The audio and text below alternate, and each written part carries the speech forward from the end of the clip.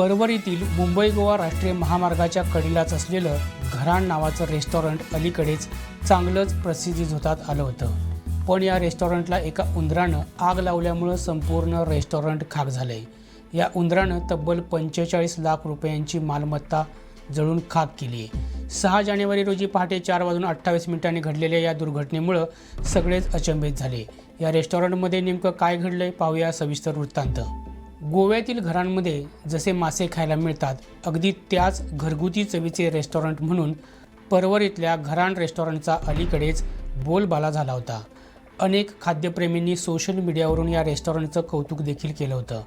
माडाच्या झावळ्या, बांबू आणि लाकडाचा वापर करून अतिशय कल्पकतेनं उभारलेलं हेच रेस्टॉरंट 6 जानेवारीच्या पहाटे अक्षरशः आगीत जळून खाक झालं. आगीचा भडका इतका जबरदस्त होता की त्यावर नियंत्रण मिळवण्यासाठी परवरीबरोबरच पणजी आणि पिळर्न इथल्या अग्निशामक दलाच्या केंद्रातील बंबांना पाचारण करावं लागलं. या तिन्ही ठिकाणच्या अग्निशामक जवानांनी तब्बल तासभर अथक परिश्रम करून आगीवर नियंत्रण मिळवलं. प्रसंगावधान राखून रेस्टॉरंटच्या आवारातील 11 गॅस सिलेंडर बाहेर काढले. पण 45 लाखांची मालमत्ता जळून खाक झाली, तर 30 लाखांची मालमत्ता वाचवण्यात यश आलंय.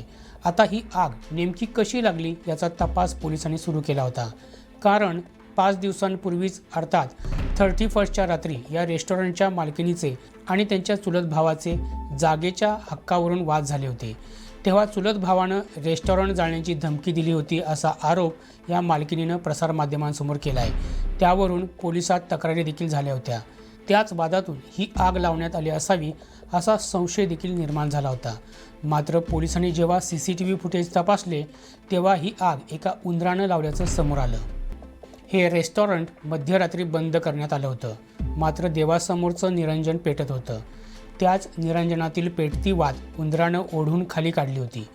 तेलानं भिजलेली आणि आगीनं पेटलेली हीच वात लाकडी सामानाला लागली आणि आगीचा भडका उडाला.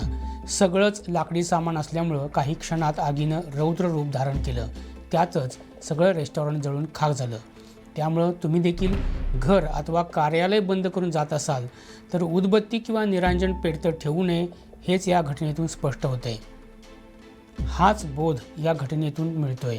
हा व्हिडिओ जास्तीत जास्त शेअर करा आणि गोव्यातील ताज्या घडामोडी जाणून घेण्यासाठी आमच्या YouTube चॅनलला सबस्क्राईब करा.